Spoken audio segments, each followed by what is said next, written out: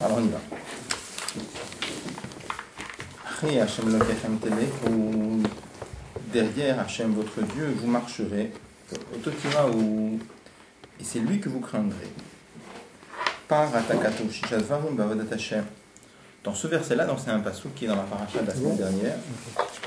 Le passouk a précisé six éléments, 6 détails dans le service de Dieu. Telechou, vous marcherez derrière Dieu, dans le chemin de Dieu. Tiraou, vous le craindrez. Après on dit Tishmeru, vous allez garder ses mitzvot. Ensuite on dit Bekolo Tishmaou, vous écouterez sa voix. Otota Vodou, vous le servirez. Ou Botitvakun, et c'est en lui que vous fusionnerez, que vous lirez.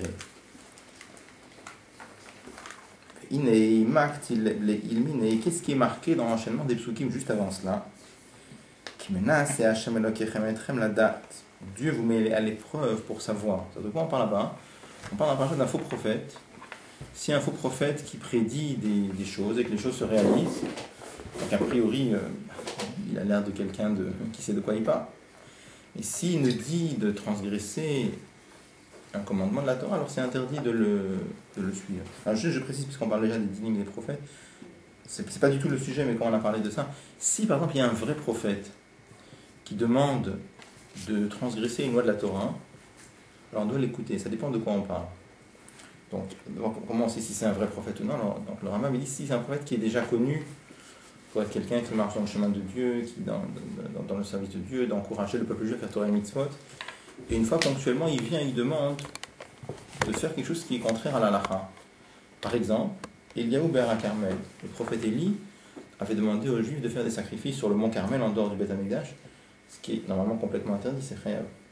Carré, c'est comme manger Yom Kippour, c'est pas un détail.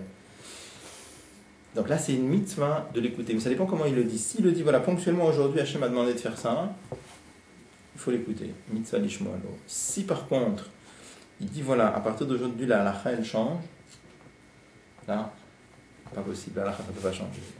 D'accord?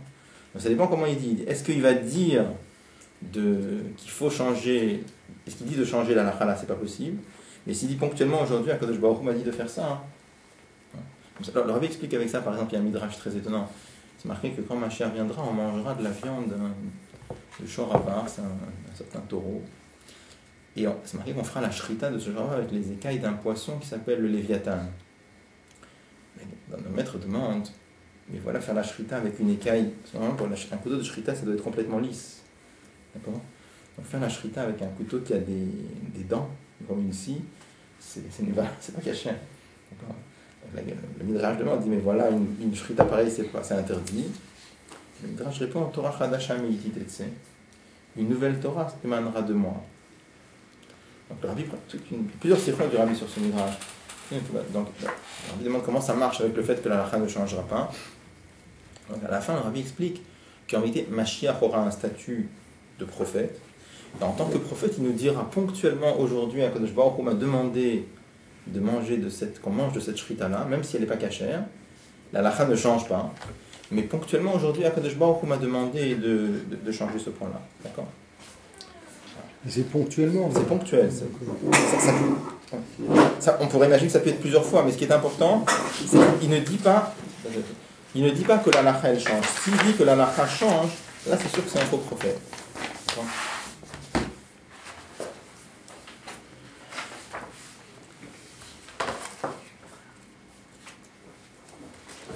Et s'il dit plusieurs fois, alors que ce sera ponctuel, par exemple. Tant qu'il ne dit pas que la halakha elle change, j'ai pas vu de source qui dirait le contraire. D'accord? Bon.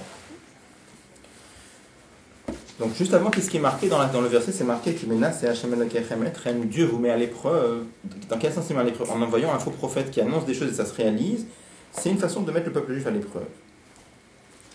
Là, il demande la question, le Hav, il en a besoin de comprendre, ou quel est le sens de cette idée-là qu'on dit qu'il menace Hachem, que Dieu met le peuple juif à l'épreuve. Le sujet est... Donc là, il met cette question de côté, on va introduire des notions très générales, et après on va revenir à cela. La neshama d'un juif, avant de descendre dans ce monde-là, Haïta omedet be'olam elyon. Elle se trouvait dans un monde supérieur. La Neshama aujourd'hui elle est dans un corps matériel. Mais avant de descendre dans le corps matériel, elle se trouvait dans un monde spirituel où là-bas la Neshama elle avait constamment la perception d'Akadosh Baruch Hu. Elle ressentait Akadosh Baruch Hu. Elle avait l'amour de Dieu, la crainte de Dieu. Comme il est écrit, le Dieu vivant devant lequel je me suis tenu debout. Chaque simple de ce verset, on parle d'Eliyahu Navi, mais on explique que ce verset-là parle de la Neshama. Il y a un Zohar qui dit que ce verset parle de la Neshama avant de descendre dans ce monde-là. Et la Neshama, elle dit avant de descendre dans ce monde-là, Amat Tilfanav, je me tenais debout devant Akadosh Baruch Hu. Vesham est là-bas, dans le monde spirituel. La Neshama, elle avait un dévoilement de Dieu, donc elle percevait Akadosh Baruch Hu, elle était à un niveau très haut. Mais par la suite, elle est passée par tout l'enchaînement des mondes cachés. Dans ce monde-là qui est très très bas. Liot Hester Panim, pour être dans un niveau de ce qu'on appelle Hester Panim, c'est-à-dire là où un monde dans lequel la face de Dieu est cachée, le dévoilement de Dieu est caché. Et qu'elle est dans un endroit éloigné, mais hors Hachem, de la lumière de Dieu. Qu'est-ce qu'un endroit éloigné? C'est pas une affaire de kilomètres. Un endroit éloigné. On a déjà expliqué ça plusieurs fois. Qu'est-ce qu'on appelle un monde plus haut et qu'est-ce qu'on appelle un monde plus bas? Avec quoi ça se mesure? C'est pas une affaire d'altitude, puisqu'on parle de monde spirituel, c'est pas dans on parle pas dans l'espace. Si on part en fusée, je veux dire, même très très très loin, on est toujours dans le monde matériel, d'accord? Quand on parle du monde spirituel, c'est pas dans l'espace, d'accord? Donc qu'est-ce qu'on appelle un monde plus haut, un monde plus bas? Avec quoi ça se mesure? Ça se mesure à combien Dieu est perceptible dans ce monde-là, combien Dieu est dévoilé dans ce monde-là.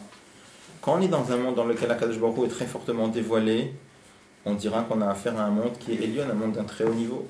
Quand on est dans un monde dans lequel Akadosh Baruch Hu est un peu moins perceptible, c'est un monde un peu plus bas. Un peu moins perceptible, c'est un monde encore plus bas. À propos de notre monde à nous, l'Admor Azaken écrit dans Tana, il dit que c'est Olam Tarton She'en Lemata Mimenu. Il dit que c'est un monde très bas, il n'y a pas plus bas que lui. Pourquoi? Parce que à combien Dieu apparaît dans notre monde à nous? Zéro. Quand on regarde les objets autour de nous, qu'est-ce qu'on ressent? On ressent la matière. Si quelqu'un nous dit qu'il a ressenti Dieu, on va se dire que c'est un monsieur qui a des problèmes psychiatriques. D'accord? C'est-à-dire qu'à Kadosh Baruch Hu, on ne le ressent pas du tout. Autre chose, un juif qui a une neshama, lui, il peut réfléchir, il peut comprendre, mais ça c'est la neshama d'un juif, c'est une autre histoire. D'accord? Mais je parle le monde. Le monde, ça veut dire, quand je regarde une table, est-ce que la table, elle évoque Dieu? Non. Quand je regarde un arbre, est-ce qu'il évoque Dieu? Non. Un juif qui réfléchit, ou même un goy aussi, peut arriver à la conclusion qu'il y a un Dieu. Et ça, c'est pas le monde qui évoque, d'accord? Ça, c'est en recherchant, on peut arriver à la conclusion. Donc ça, c'est ce qu'on appelle un endroit éloigné, c'est-à-dire c'est un endroit dans lequel Dieu est très caché. Et le but là pour lequel la Neshama est descendue dans ce monde-là, c'était pour les épreuves. Chez Baim Lahadam, qui viennent à l'homme, chez Mester Panim, les épreuves proviennent du voilement de Dieu. Et le fait que la lumière de Dieu s'en va, elle se voile encore plus. Par exemple, en empêchant que Dieu préserve la santé, en empêchant un problème d'argent, un problème de parnassa, pour cacher la lumière de Dieu, et sa sainteté, pour avoir des empêchements de l'intérieur et de l'extérieur, l'Adam pour l'homme. Sheba Leid Karev Lachem, qui vient se rapprocher de Dieu. C'est comme ça. Il est en train de nous expliquer qu'une des raisons pour laquelle la Neshama est descendue dans ce monde-là, c'était pour subir des épreuves. C'est pour avoir des difficultés dans la vie. Alors évidemment, on souhaite en avoir les difficultés les plus petites possibles. Mais on doit savoir que toute la vie est faite avec des problèmes. Ça peut être quelque chose qui vient déranger l'étude de la Torah. Ça vient... juste au moment où on veut étudier, il y a tel problème, il y a tel casse-tête, il y a juste ça qui nous dérange, et tout le temps il y a des problèmes. Et tout le temps on se dit, bon, je vais attendre que ça se calme, je vais attendre que les choses passent, et après ça ira mieux. Mais en fait, si vous regardez bien, vous voyez que quand ça s'est terminé, il y a toujours un autre problème. C'est pas forcément des souffrances, mais vous remarquez que toujours il y a autre chose qui vient déranger à Avodat Hashem. D'accord? Donc en fait, le travail d'un juif, c'est de savoir... C'est pas de se dire, une fois que les problèmes sont solutionnés, c'est là que je vais commencer à étudier, c'est là que je vais commencer à y mettre. Non. Akadosh Baruch Hu, il veut que tu t'y mettes maintenant. Et c'est juste le contraire. C'est en t'y mettant maintenant que ça va faire partir des problèmes. Parce que le problème, il est là pour quoi faire? Pour voir à combien tu es lié. C'est-à-dire que si quelqu'un, malgré les difficultés, malgré les obstacles, il décide de faire la volonté de Dieu, c'est-à-dire qu'il est très fortement lié à Dieu. Si dès qu'il y a un petit problème de Parnassa ou un problème de ci ou un problème de ça, il arrête ou ça lui fait des... Donc il surmonte l'épreuve. Et ça voudrait dire qu'un tzaddik, il a une puissance de concentration terrible. Par exemple. Ou quelqu'un Maintenant, les épreuves sont à chacun à son niveau.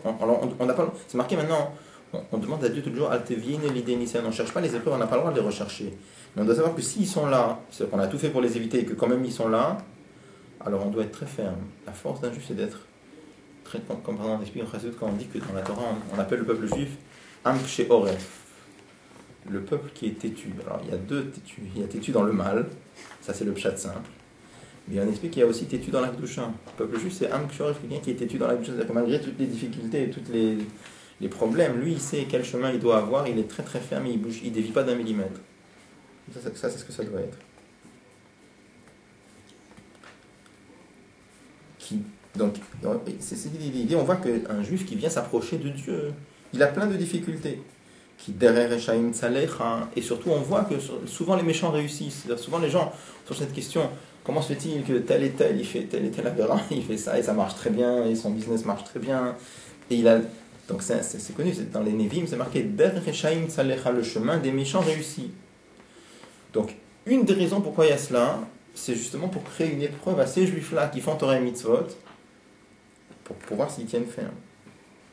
C'est ça qui est marqué dans la paracha de la semaine dernière, ce que le prophète, le faux prophète avait annoncé, ça s'est accompli, et le but c'est qu'il vient te dire, viens on va aller servir les dieux étrangers. Donc c'est le faux prophète, il annonce des choses. Alors c'est une épreuve, pourquoi? Parce que tu vois un prophète qui vient, il t'annonce quelque chose et tu vois que ça se réalise, bah, ça te donne, bah, tu dis ça doit être vrai ce qu'il nous raconte. Donc c'est une épreuve. Klomar, c'est-à-dire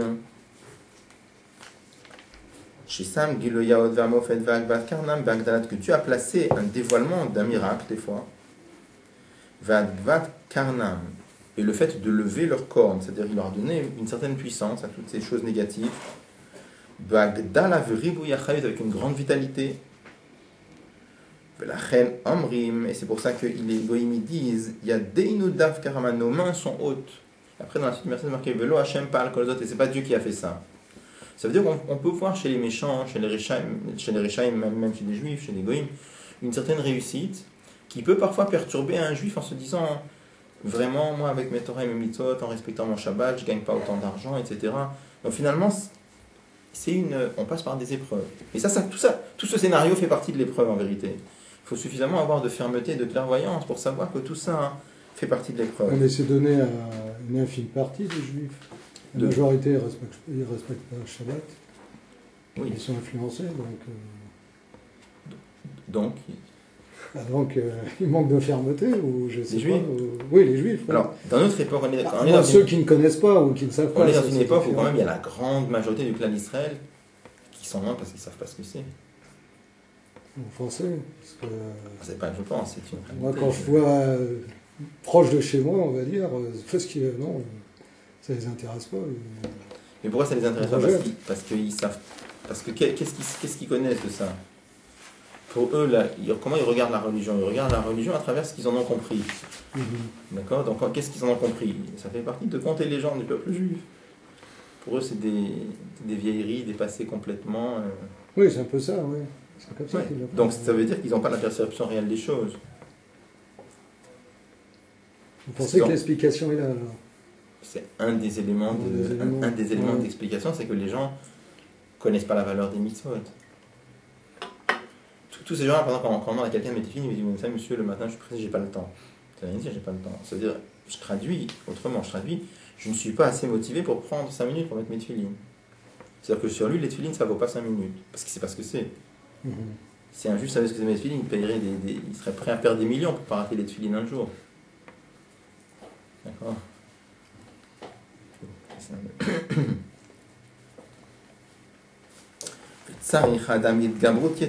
Et l'homme a besoin d'un très grand renforcement, la mode Benisayon pour surmonter l'épreuve, chez l'olach ou chez le shuminia pour pas être impressionné par toutes les obstacles.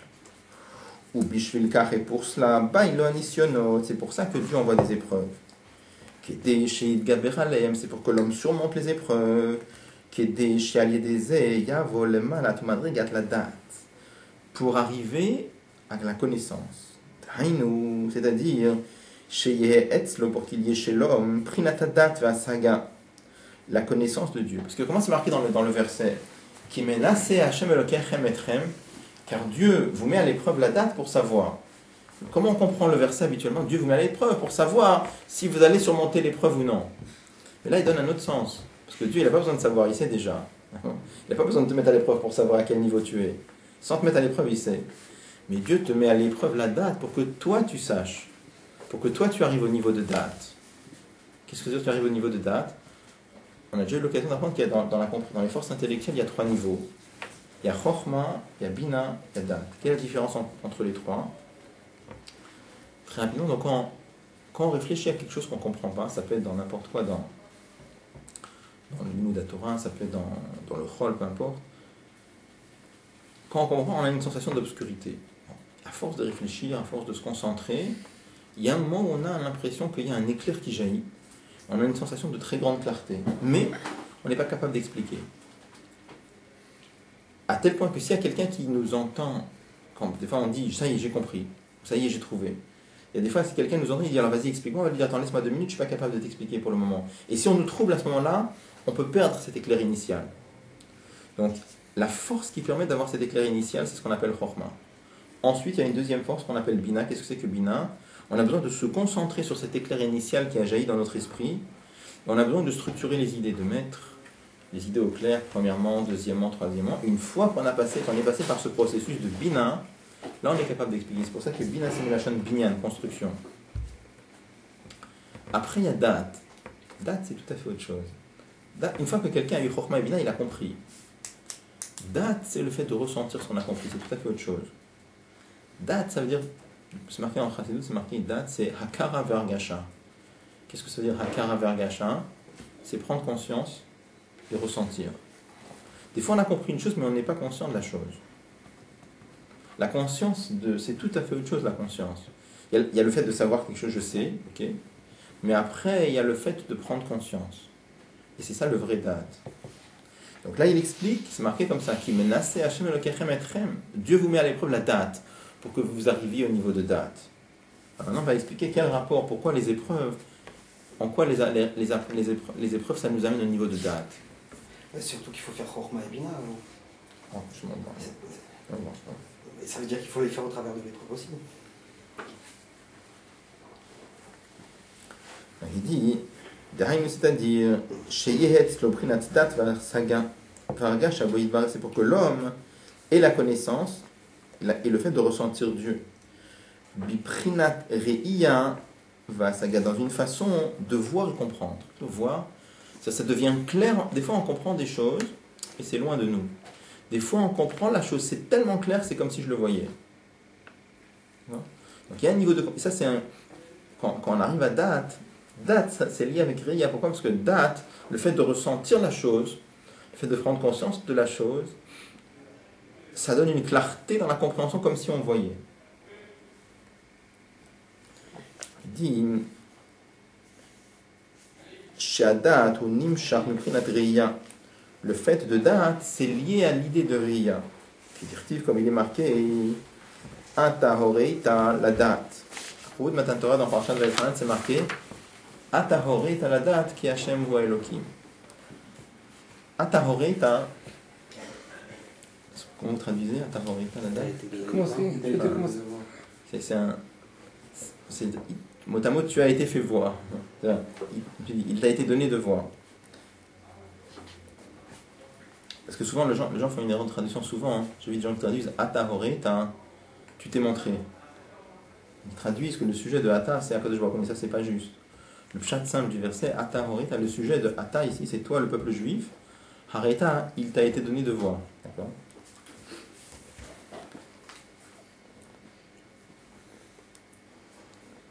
La date pour connaître. Donc on voit que Reiya avec date, ça marche ensemble. Chez où, Prinat Mipsari Echeze, comme c'est marqué, de ma chair je verrai Dieu, Echeze Mamash, vraiment je verrai. C'est-à-dire le fait d'arriver à percevoir Dieu aussi clair que si on le voyait. Il dit entre parenthèses, au basé, Yovan Pasuk, avec ça on va comprendre le verset qui menace Etrem, que Dieu vous met à l'épreuve.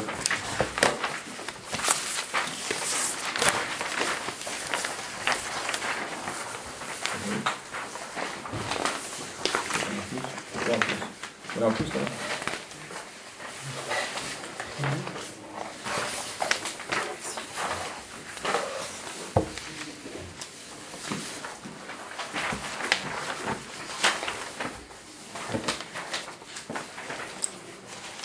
La date de Ein Perush HaPasuk, la date Aishmo Avim Sheyah Kadosh Baruch Hu Yodea. Et le sens du verset, c'est pas juste de savoir, quand on dit que Dieu va savoir. Diatou le Nisayon ou Tsarir, quelle est la date? Est-ce que Dieu a besoin de mettre à l'épreuve pour savoir? Aloha Kol Galui Lefanavi Varer. N'est-ce pas que tout est dévoilé devant Dieu? Veyodea Berosh Maye Besof. Et Dieu sait à l'avance ce qui va se passer plus tard. Ou Machilifrora Adam. Et Dieu sait ce que l'homme va choisir. Donc dire qu'il met à l'épreuve juste pour savoir, c'est difficile à dire.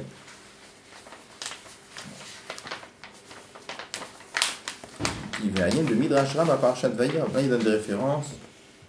Rosh Perik Nundalet va Ramban de Pirush HaChumash, sauf Parashat Vayera.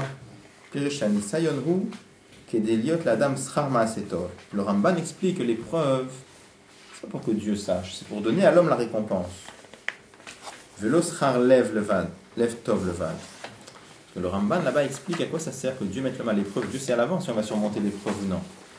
Alors, il dit comme ça, parce qu'il y a deux choses. Il y a un homme qui a un lev tov, c'est-à-dire il a un cœur entier avec Dieu, c'est-à-dire il a une madrigatel où Dieu sait déjà à l'avance qu'il va surmonter l'épreuve. Bon. Mais là, il est un homme de plénitude qu'au niveau du cœur, c'est pas au niveau de l'action encore. Quand il passe par l'épreuve concrètement, donc là c'est pas juste qu'il a un cœur entier avec Dieu, c'est que son action aussi, elle est entière avec Dieu. Donc le Ramban dit quel est le sens de l'épreuve, c'est faire en sorte qu'en plus de l'Eftov, il est la récompense d'un bon cœur, d'un cœur entier, il est aussi la récompense d'une action entière. Oui. Quand vous dites Dieu il sait à l'avance, mais est-ce qu'il y a le temps pour Dieu avant, après, ou comment alors bon, ça c'est encore un autre. Alors juste, j'ouvre une parenthèse, c'est pas du tout le sujet ici, mais déjà on peut poser une autre question. Comment, si Dieu sait à l'avance, comment il y a de libre arbitre? Non, mais est-ce qu'il y a du temps à l'avance, il met soi-même. Voilà. Alors, que Dieu il est influencé par le temps, parce qu'on dit c'est à l'avance, c'est-à-dire que est-ce qu'il y a un avant et après par rapport à Dieu, c'est pour dire il n'y a pas d'avant et d'après, mais en tout cas, juste alors, en donnant la réponse à ça, hein, cette question-là, ça va répondre aussi à ta question à toi. Alors déjà, puisque Dieu sait ce que je vais faire demain, d'accord? Est-ce que demain je suis libre? Non, absolument. Hein? Dans l'absolu, non. Mais la connaissance de Dieu, c'est pas notre connaissance à nous. C'est la première phrase qui n'a pas de sens, parce qu'il n'y a pas de demain pour Dieu, ni de hier.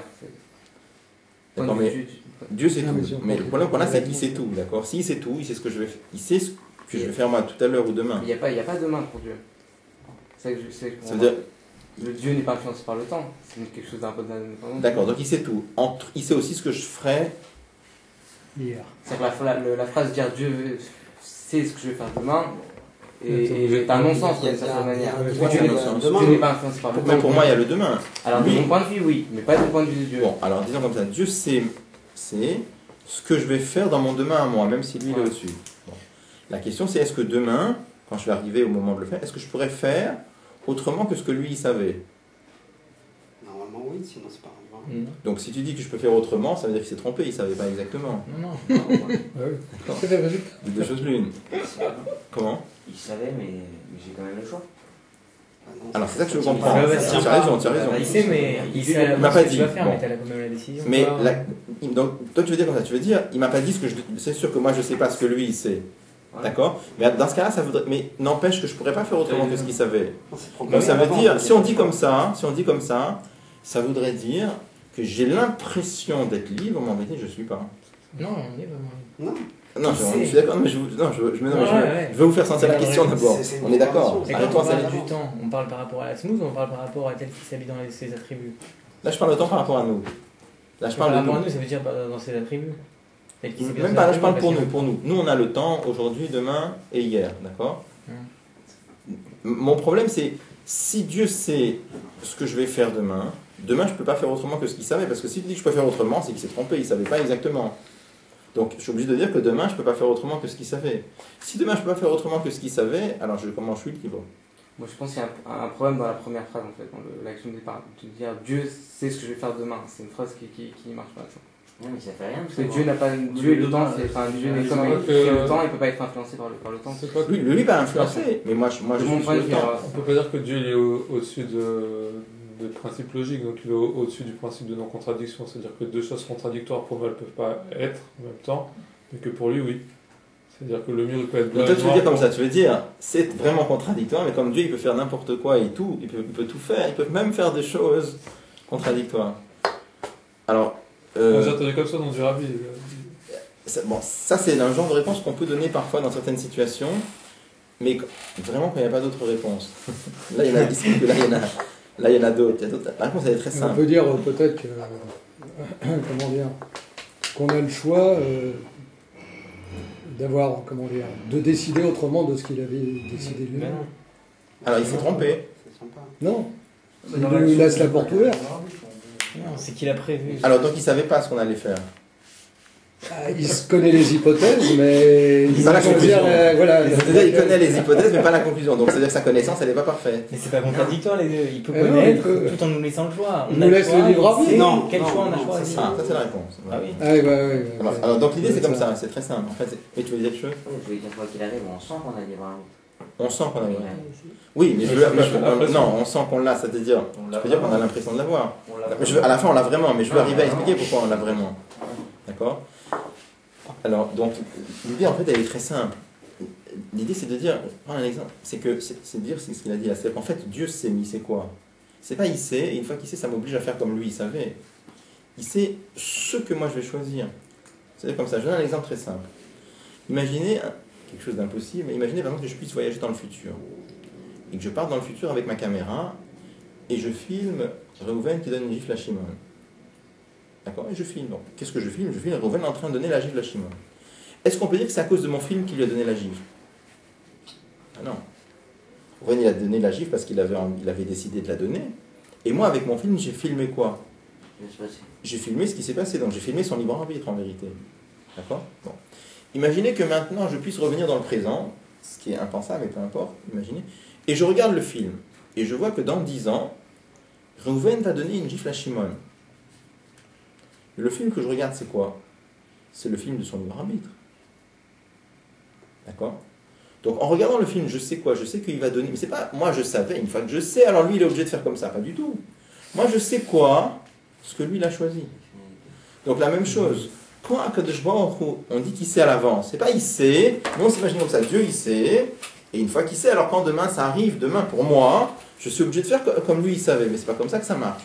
Dieu il sait ce que je vais choisir.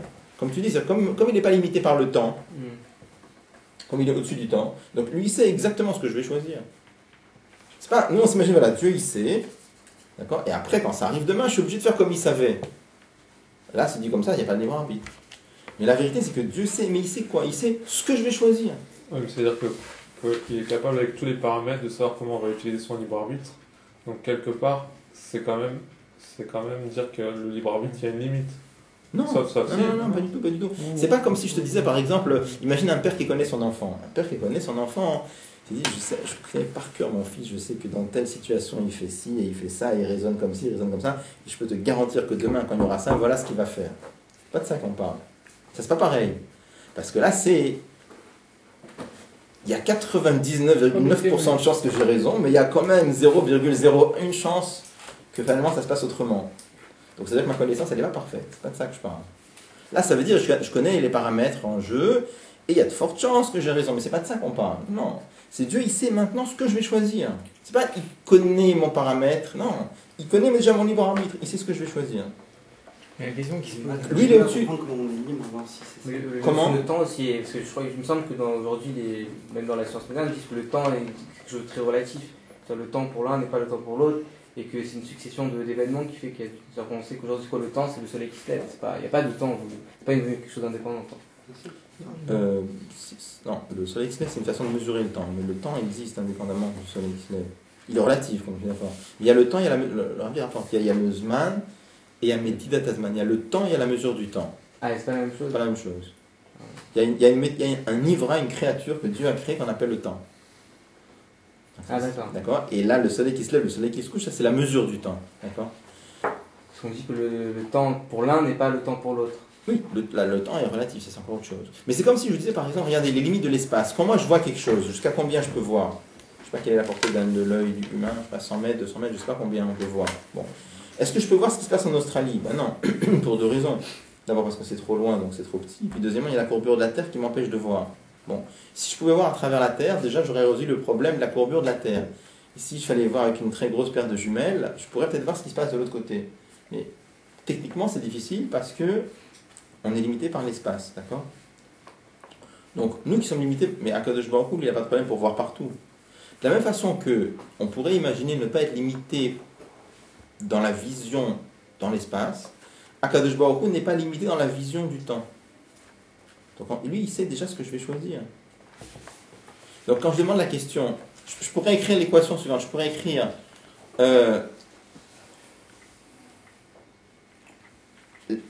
la connaissance de Dieu est égale, Dieu sait quoi, ce que moi je vais choisir. Donc quand je te dis, est-ce que demain je pourrais faire autrement que ce que Dieu savait? C'est exactement pareil, je remplace. Est-ce que demain je pourrais faire autrement que ce que moi je vais choisir? Parce que ce que Dieu savait, c'est ce que moi j'ai choisi. Mais la question qui se pose maintenant, c'est que si Dieu savait exactement toutes les fautes qu'on va faire dans cette vie-là, et qu'on va louper totalement notre vie, pourquoi il fait descendre cette Neshama-là pour qu'elle se salisse plus que ce qu'elle était avant? Dans le lit qui lui goûte l'intérieur. Parce que à la fin, je veux dire, là on rentre dans il y a ce mot, le Rambam me dit, Iftira Torah, la Torah a promis que tous les juifs feront tchouva. D'accord? Donc ça aussi c'est un passage compliqué à comprendre, puisque si c'est sûr et certain que tous les juifs feront tchouva, comment ça marche avec le libre arbitre?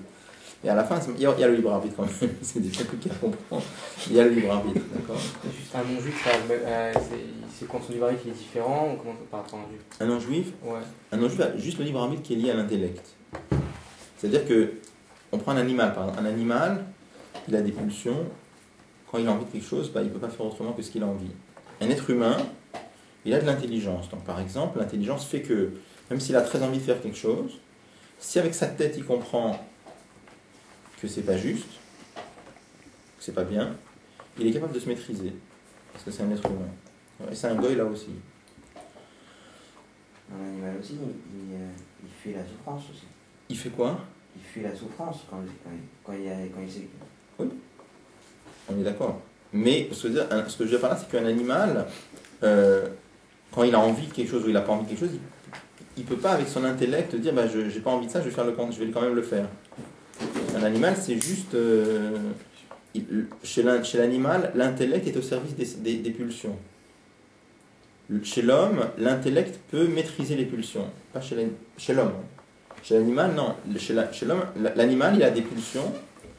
Et son intellect, ça va être juste un animal dont tu peux lui faire comprendre que si en tapant là-bas, il reçoit à manger, en tapant là-bas, il reçoit une décharge électrique, tu peux lui faire comprendre que c'est là-bas qu'il faut taper. Il y a des expériences qui le montrent. Donc là, ce qu'on appelle Sechel HaNikneh, c'est un intellect qui est au service des pulsions. Là, une pulsion, il veut manger. Il comprend que c'est mieux pour manger là-bas que là, alors il va aller là-bas. Mais il faut qu'il mange. Un homme est capable de comprendre que si maintenant il ne faut pas qu'il mange, il ne faut pas qu'il mange. Donc, l'homme a le libre arbitre à ce niveau-là. Maintenant, son libre arbitre s'arrête là. Le vrai libre arbitre, ça il existe que chez au niveau de Israël, parce que le fait que le goy comprenne comme ça, il a du mal à changer sa façon de comprendre. Ça peut lui demander du travail, mais le libre arbitre a une certaine limitation. La vraie liberté à la fin, le vrai libre arbitre, c'est au niveau de Israël. Il y a tout un moment de façon qui va dans sa tête. Le vrai libre arbitre, c'est de faire Torah tes mitzvot. C'est lié à ça, à la fin, c'est lié à ça. Parce que ça mène à Mashiach. Qu'est-ce que vous appelez le libre arbitre limité par l'intellect, ça veut dire? Non, qui est lié à l'intellect. C'est-à-dire? Dans la mesure où quelqu'un a de l'intellect, il a du libre arbitre parce qu'il peut faire le contraire de ses pulsions. Mais le moteur, c'est pas les pulsions quand même au final, même si c'est plus intellectuel, mais Ça peut être ça, c'est vrai, chez beaucoup de gens c'est comme c'est ça, mais il est capable, il a un certain niveau de libre arbitre parce qu'il est capable de maîtriser les pulsions. Il y a un truc que je comprends pas à propos du film de Réhouven qui donne une claque à Shimon. Si Réhouven, entre-temps, il fait tchouva, justement, il peut Entre-temps. finalement...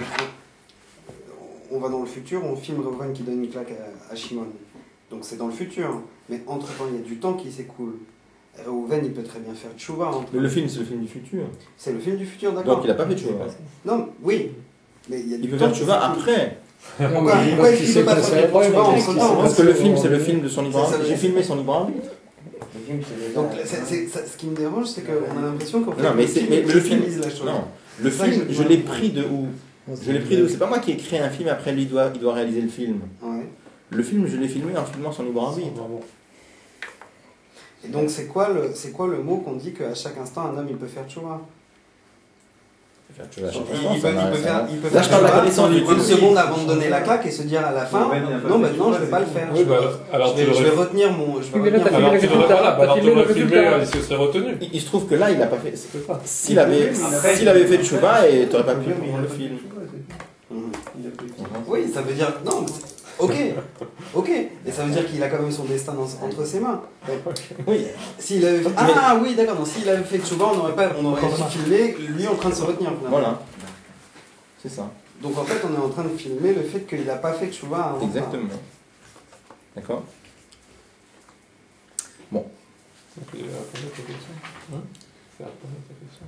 Et quand même, l'homme, il a son destin entre ses mains. Ouais. Et après, on est en train de dire.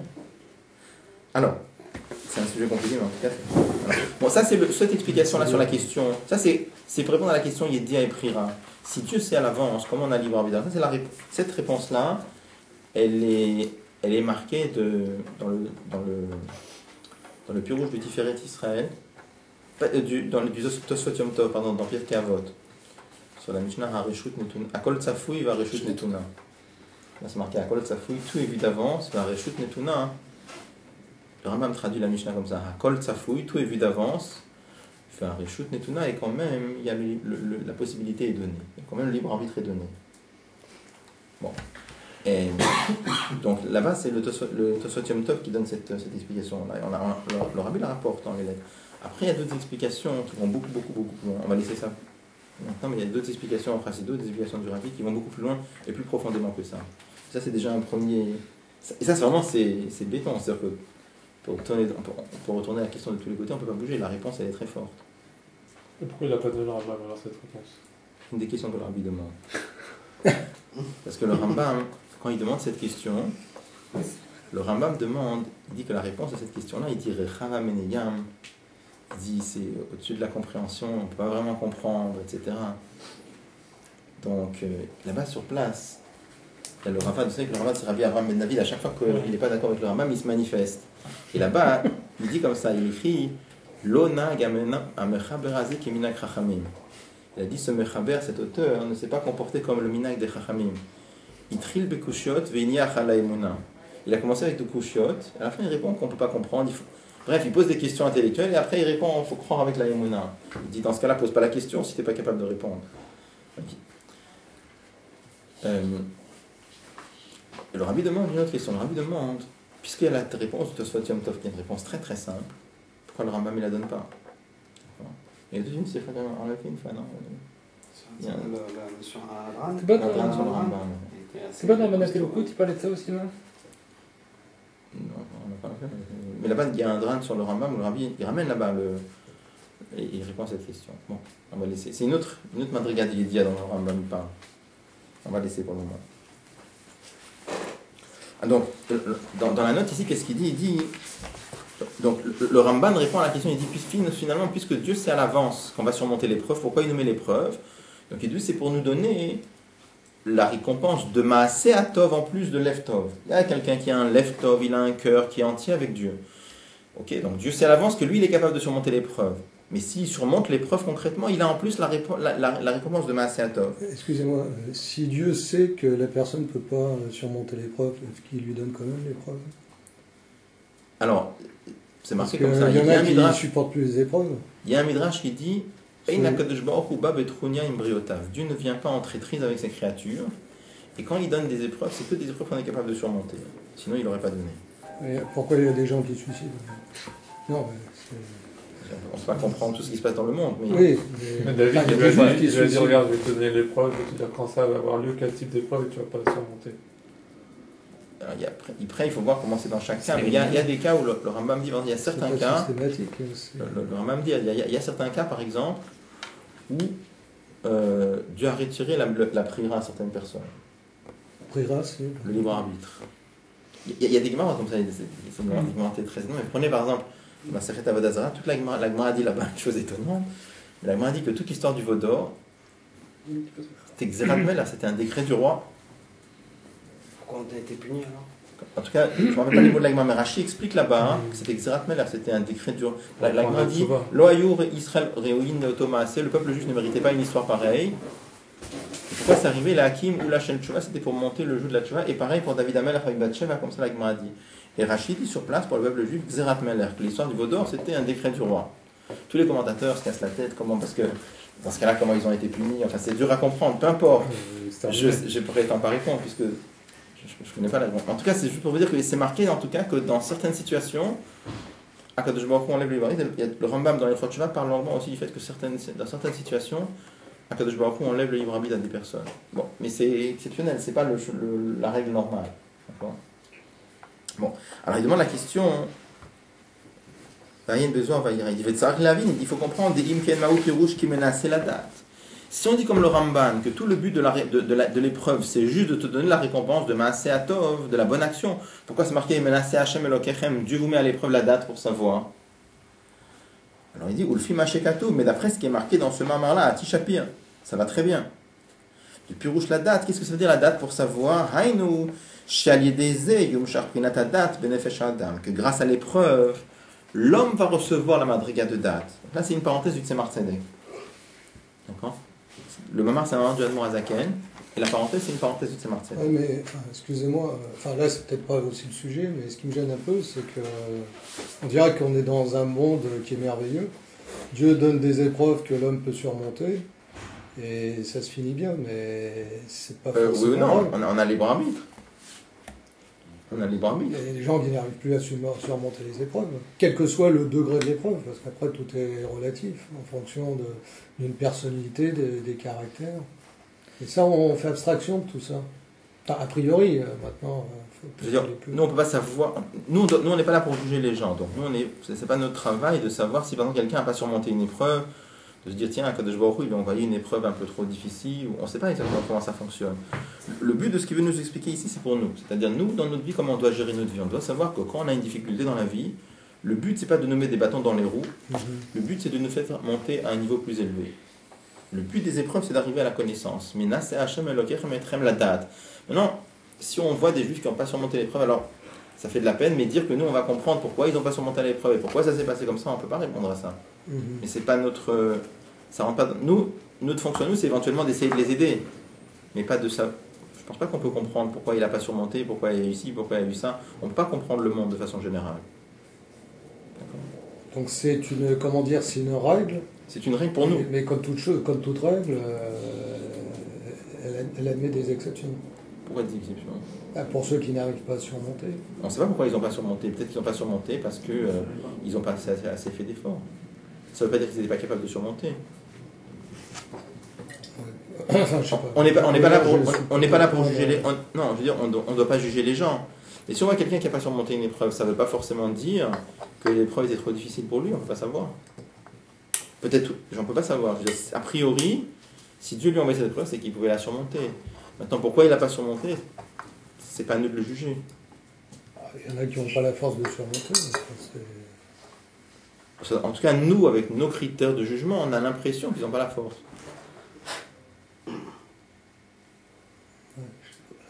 Bon, maintenant, quand il y a des gens qui tombent malades, des choses comme ça, on ne peut pas savoir comment ça marche. Pourquoi c'est sûr, je veux dire, il y a quelqu'un. Mais là, on parle que des épreuves qui ne sont pas liées à des fautes. On parle des épreuves. Voilà, on parle en général d'épreuves dans Torah et Mitzvot. S'il y a des gens qui tombent malades et que Dieu les a rendus malades, bon, on ne sait pas pourquoi ça. On n'a pas la prétention de comprendre et d'expliquer le monde.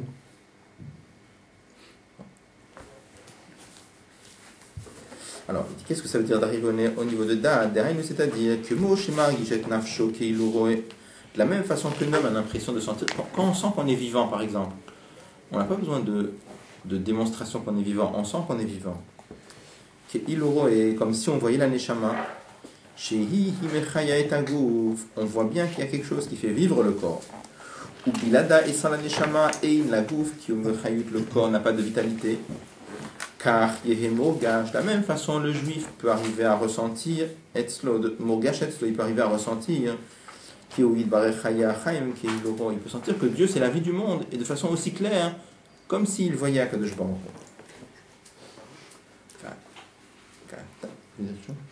Non, il y a 12 endroits où il dit que ça c'est réservé seulement aux qu'on appelle Zera Adam, des gens qui sont très très élevés.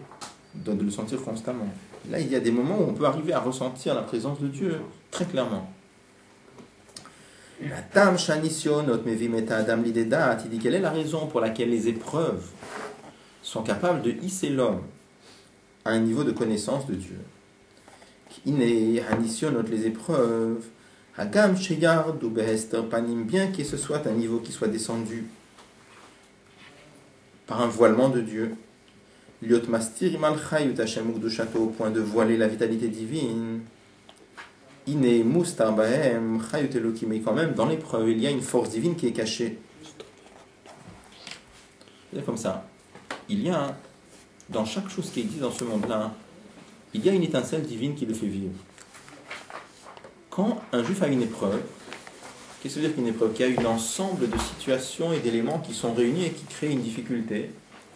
Cette situation-là, elle a une étincelle divine qui la fait vivre. C'est marqué que ces étincelles divines, elles viennent d'un monde très élevé qu'on appelait Olam HaTohu. Peu importe, c'est un monde dans lequel c'est marqué dans le livre de Kabbalah que ce monde de Tohu, c'est un monde qui a subi une shvira, c'est-à-dire qui est tombé de niveau. Et des étincelles de ce monde-là sont tombées dans ce monde, de ce monde de Tohu sont tombées dans ce monde-là. Et des choses qui ont une source très très haute sont tombées très très bas. On donne toujours l'exemple d'un mur de pierre. Un mur de pierre, quand il s'écroule, la pierre la plus haute, c'est celle qui tombe la plus loin. Donc c'est marqué que dans les épreuves et dans les difficultés, qui sont des choses qui apparaissent négatives, on mettait une étincelle divine très très très très élevée. Et ce qu'il veut expliquer maintenant, c'est que quand un juif arrive à surmonter l'épreuve, il fait briller cette petite étincelle qu'il y a dans l'épreuve. Et c'est pour ça que le fait de surmonter l'épreuve amène le juif à un niveau de connaissance supérieur. On dit pourquoi c'est marqué qu'il menaçait Hashem Elokechem Etrem la date, que Dieu vous met à l'épreuve la date pour que vous arriviez à la connaissance. Pourquoi les épreuves s'amènent à date? Justement parce que dans l'épreuve il y a une étincelle divine qui est très très très élevée, et cette étincelle divine très élevée, elle fait en sorte que l'homme arrive au niveau de date.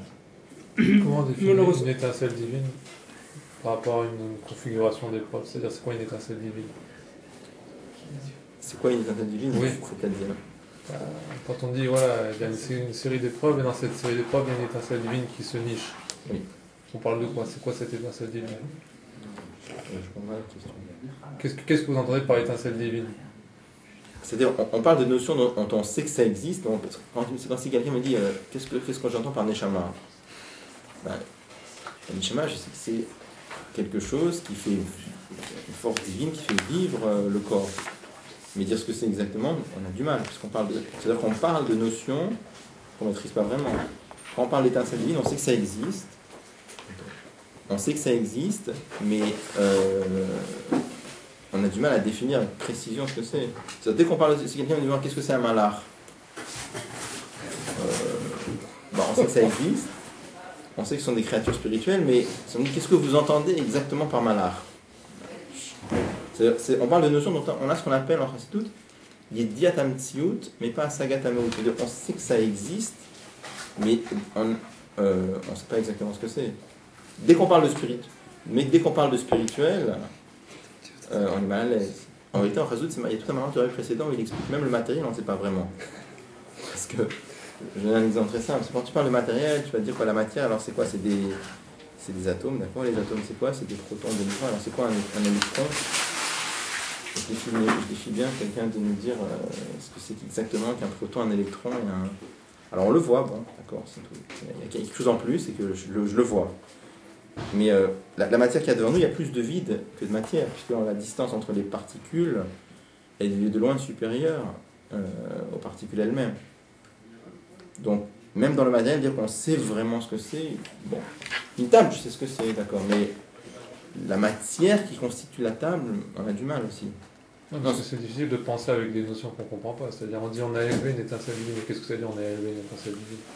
Quelqu'un, il a surmonté l'épreuve, donc il est valorisé. Et qu'est-ce Non, que... non, il fait briller l'épreuve. Parce que l'étincelle, elle est voilée. Quand on dit il élève l'étincelle, c'est-à-dire que l'étincelle, elle brille en lui. Ça veut dire quoi? Ça veut dire qu'il se sent conforté? Ça veut dire quoi concrètement? Ça lui permet d'atteindre une certaine progression dans la connaissance de Dieu.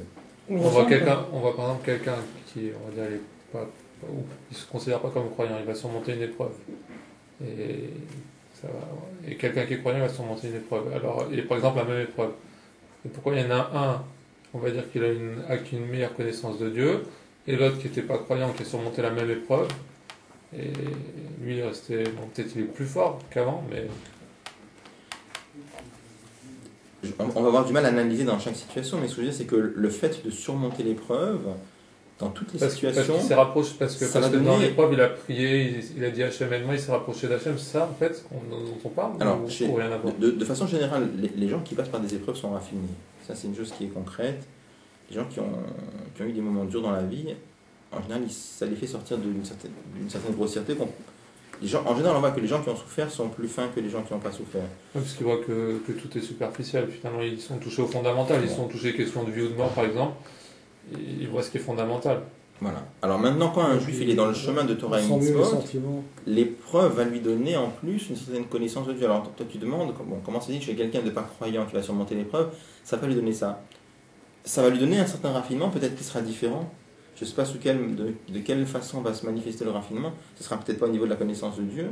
Mais là, ce qu'il veut nous dire, en tout cas, il nous dit comme ça. Il nous dit, sachez que quand à vous, on vous envoie des épreuves, je veux dire, on n'a pas la prétention d'expliquer tout ce qui se passe autour de nous et de comprendre et d'expliquer tout.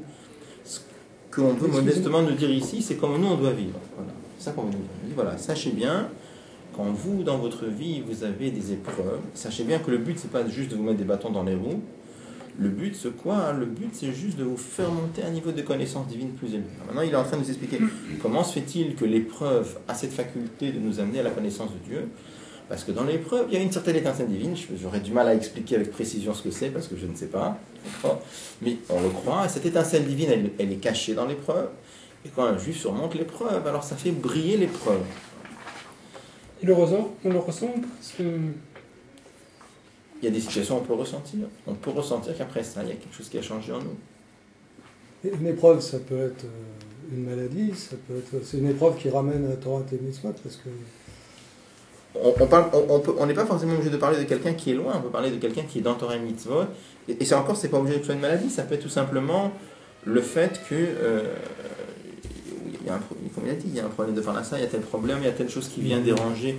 Il a un cours de Torah, il doit étudier la Torah, et juste à ce moment-là où il doit étudier, il y a tel problème, il faut absolument passer un coup de fil, donc il va avoir tendance de se dire, bon, je vais annuler le cours.